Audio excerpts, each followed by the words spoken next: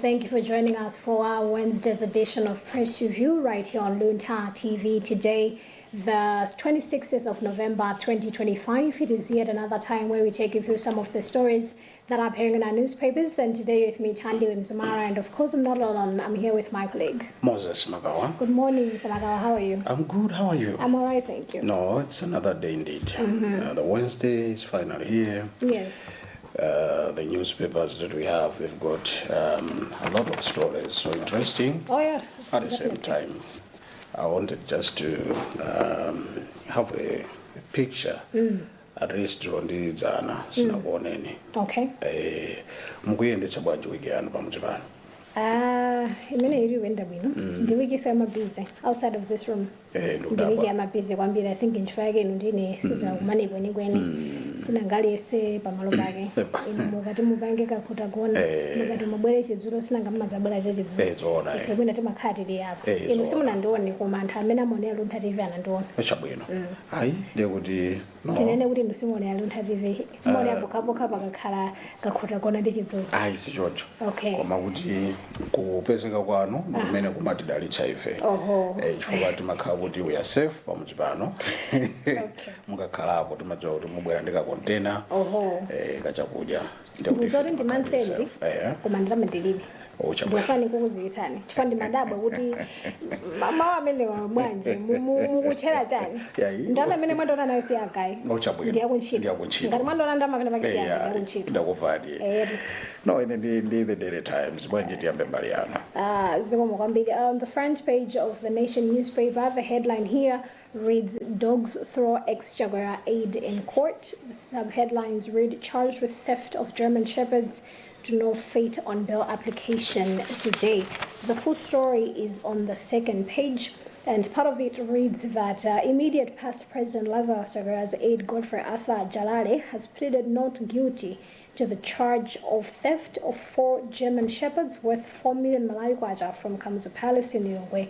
During the transition, police on Friday arrested Jalale, who served as state residence as deputy chief of staff during Chakwera's tenure.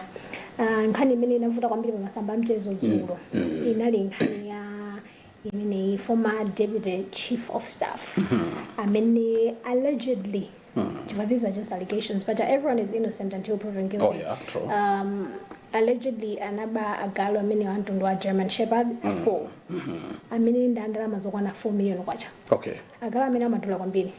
Agalo ndenda amene timati police dog. Kodi ndi awawa? German Shepherd. Okay. Kawira magutira chito ngati kumala kuno timati timakondochwa police dog. Timatero. Ndagalo dula kwambiri amene. Yes. Follow mwana wangu galo amene utai amakhaso ndi thupa mtengo iya. Mtengo wake wapadera. So each of these 4 dogs 1 million kwacha. Ndiye umwe mafotokozera kuti ayi ali m'manja mwa polisi. Yes. Sanza kuti nkhani imeneyo tikhala tikuyitsatira nkuimva kuti kodi adabada agaluwa komanso lero dzulo he pleaded not guilty. Anena kuti iyeyo sadatero and malawyers ake anapempha belo which lero masana imene bwalo milandu lipereke chigamulo kapempho la belo apatsa belo kapenayi. Ndithu. No, nkhani yofanana ndi nkhani zomangidwa ili pa Daily Times kuti police net suspects in Luntha murder. Homeland Security Minister Peter Mkilo has revealed that police have made progress in their investigation into the killing of Luntha-based director Victoria Bobe.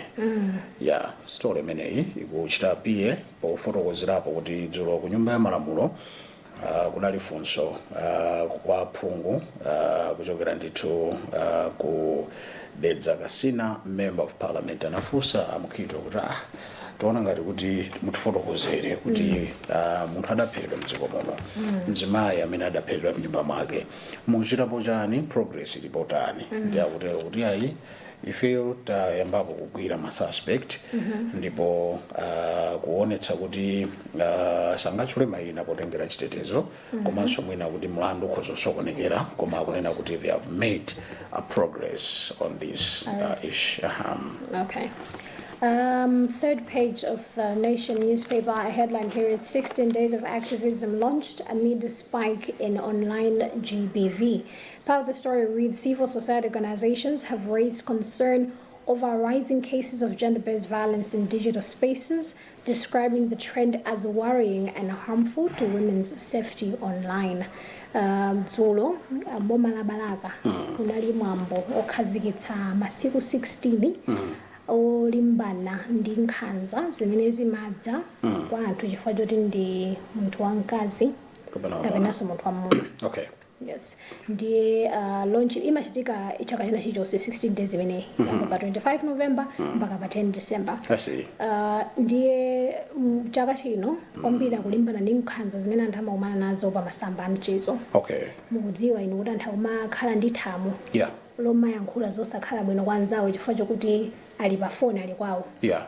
Zinthu zonena kuti inuyo apa chonchi ndikhoza kukhala ndo pachizungu amati audacity yokuyankhula ndi mawu ena ake pa WhatsApp koma kuyima nanu dozidozi sindingathe kuonetsa kuyankhula mawu amene aja. So zikuoneka kuti kukhala online chifukwa enanso amakhala akuyuza mwina mayina otisi awo pa Facebook utaonapo anthu akumanamizira kukhala anthu ena zigoba. Yes. So they use that to abuse others. Okay. Even kufalitsira na mauthenga abodza nkumene kuti wakuti watere. That is online abuse, of which kawiri women and girls amakhala the larger part of the victims. I see. Chifukwa chokuti sometimes I think sisanga zinthu zabwera mochedwa. That is my understanding of things, especially when it comes to social media. Zabwera mochedwa zatipeza anthu feti tadziwa kale zinthu zina. Now because you are uninformed of how to use social media, anthu ambiri amamasuka pa social media kuyikapo information imene sakuyenera kuyika. Okay. Now pamadzabwera anthu who can use that information against you. Okay. Yes. So violation of I just wanted to understand kuti akuzifotokoza motani pa nkhani imene kuti kuphwanya ufulu wa munthu kuli ngati it's more like abuse. It's okay. Gender-based but ikakhala social media timati cyberbullying. Okay. Chifukwa tisili ngati nkhanza zonena kuti zikakhaza face to face kaika zikakhaza physical abuse. But this is cyberbullying, of which is also a form of abuse. Iwe kugwiritsa ntchito mawu ako amene ukuona ngati iwe limene lako lokuthwa kwambiri ukanyozera munthu wina. Sometimes amakhala munthu uja mwina wanguyika chithunzi chake anthu fanatenga mosiyana. Now because you think you are perfect, you are pointing out mafaults anthu ena. So anthu amayankhula mosakhala bwino. All right. You so understand? I do. So it's possible that you can use maybe mwina kawena dzina la politician and influential. Exactly. That is also cyberbullying. Chifukwa chokuti kawiri munthu amene umayuza chigoba. There is a reason why you are hiding. Okay. Pali chimene ukufuna kudzipanga kuti anthu azindikire kuti iweyo. Chifukwa ndanena kuti anthu amakhala ndi thamo lonena zinthu pa phone. Zonena kuti face to face. Sizingakwanitsi. Mwamvetsetsa ndi mantha ali apo komanso udziwa kunena kuti zimene ndikupanga zinthu zolakwika. Akandizindikira ndi mangidwa anthu amangidwa ndithu.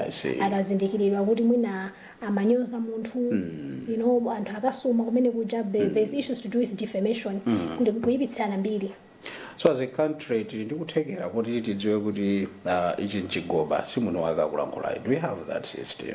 I feel like slowly we are learning to see. Penaso zimangotengera how informed you are as a person. Okay. Chifukwa chonena kuti inu ndi ine sitingafanane ndi as based on the level ya information imene timakhala chifukwa chawo because we are media personals.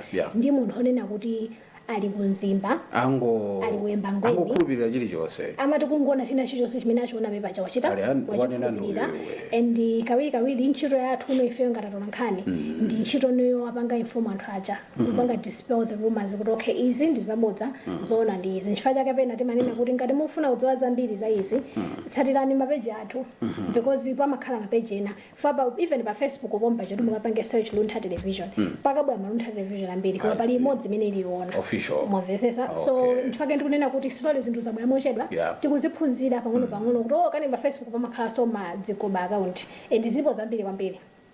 You would be surprised. So pali milandu yake tuma palamula as we are getting into another story. Of course. Okay. Mwina atusi madziwa mkhozo palamula tinakhalitsapo pamenepo chifukwa choti ulendo uno anzathu amenewa kutunikira kuti ayi tionesetse kuti tigwise ntchito bwino molondola ngati mungagwise ntchito dzina langa mwachitsanzo ndikumaoneka ngati ine ndichemakawa ndikumatukwana anthu dzina zotero kumayuza dzina langa mukhoza palamula milandu ndipo tiyenera kusamala kwambiri. I've got another story on the Daily Times. Government faulted on CEOs pali nkhani yakuti the government has come under fire over decision to second some senior executives to universities. Munaitsatira nkhani imeneyi? Nditsatira kwenekwene koma I have seen situations of mabwana akuluakulu amabungwe ena akupangidwa transfer secondment to other kuma colleges. Kaunali big kwesikomu. Yes. Ngungo kuchotsa kuti kaphunzise ku university. Amika ku university I've just forgotten and sinufuna ndichole university yabodza apa but yeah we have seen that happen. So Benedicto Kondowa unena kuti zimenezo pena nzola kwika. Of course, because my understanding of it, it's become a norm. Boma likasinta. Okay. Kunena kuti every government wants to work ndi anthu amene wakuona kuti they'll perform based on your mena akufunira. Mwina samadzaona kuti uyu mwina boma lina lija amachita kuonesera kuti ntchito imene akugwira iye si ntchito imene anilogwira. Akugwira ntchito on a political level. Okay. So mwina amakhala kuti anthu aja akusintha akuchosa wa politics uyu ayika wa politics wawo because that is also very common. Pena zimachita kuoneka kuti this person qualifies for this position wachotsedwa apa wakayikidwa kuchifukwa kuti munthu akupanga qualify pamene ena umachita kudziwa kuti this is a political move. I see. My understanding of concern yako ndoweso ninkhani yonena kuti it's a strain on my finances. And who ndama zawo zimakhazi kuchokera on taxpayers money. Who are taxpayers? Amalawi. Oh yeah? Yes. Very much true. So it's a tricky situation. It's a tricky situation. Where are you? Kumasilanga ninkhani yonena kuti sangango wachotsa. That's not how it works. Oh yeah. Yeah, there's labor laws. You have a contract. Yes, there's labor laws. Why are you being malamulo olemba za ntchito amanena kuti ndani munthu sungachotse ntchito without proper procedures. Sungangoti mwadzuka basi ntchito yathe kusabwera ntchito. Why? You have supposed to provide proof, but even then when you have proof there are procedures that are supposed to be followed. I see. Exactly. Yeah, I see you on international, but before there, local, your politics. I would DVB have 4 draw lines on Rompi Central elections. I wonder, Zomerangwira, Tuziva.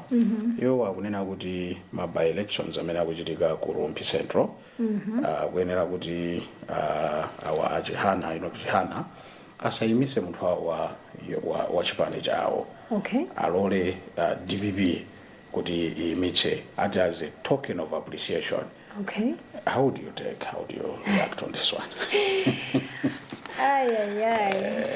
Token of appreciation for what? Imagine that I would see a second vice president. I remember good woman go Luntha Central, is it? Yeah. But he had to forfeit if he was second vice president. Yes. Personally, is it afforded to be one party? Isn't it supposed to be one? Blue Alliance?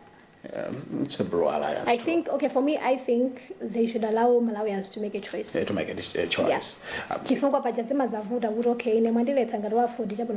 Independent. That's true. And then what happens? Imagine. So it's just, an alliance. It is an alliance, yes, they didn't merge, but isn't it the whole point of unity? Unity means umodzi. It should be in Kanyonena Gutimina. For me, I would say this is not something that was supposed to come public. They were supposed to have an indoor meeting. And then they should come public. We have decided to do this. At least that's my opinion.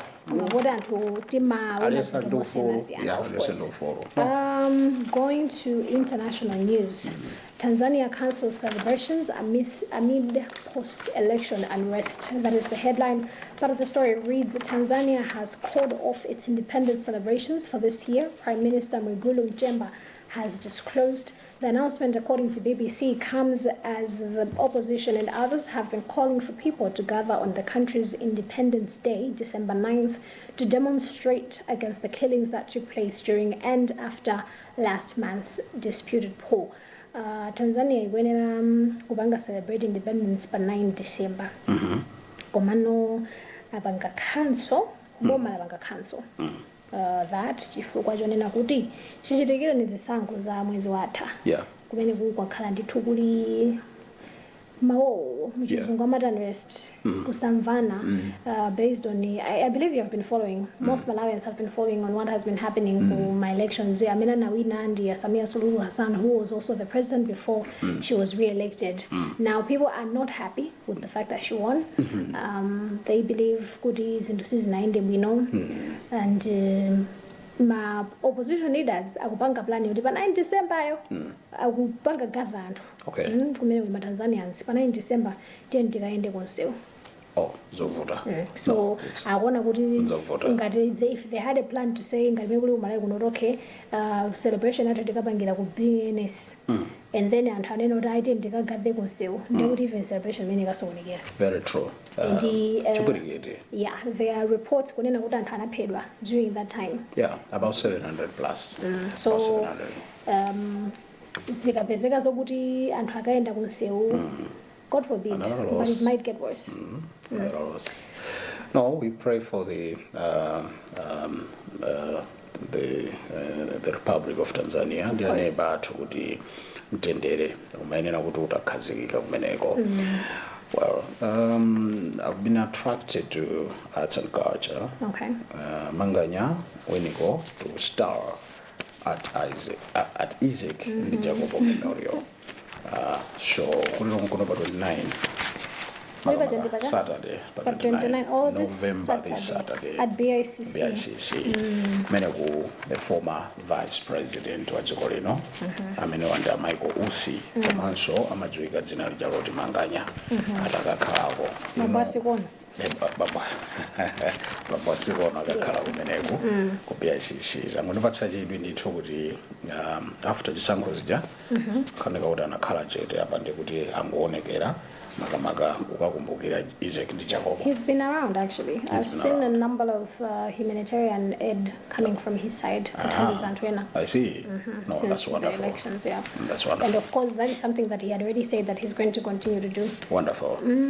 Arts and Culture, Mr. and Miss Kuhes 2025 crowned. That's the headline. Kamuzu University of Health Sciences Kuhes Sports Complex in Luntha was set alight with excitement on Monday evening when it hosted the Mr. and Miss Kuhes contest. Apart from selecting the winners, the event also delivered a night of talent, elegance, and inspiration.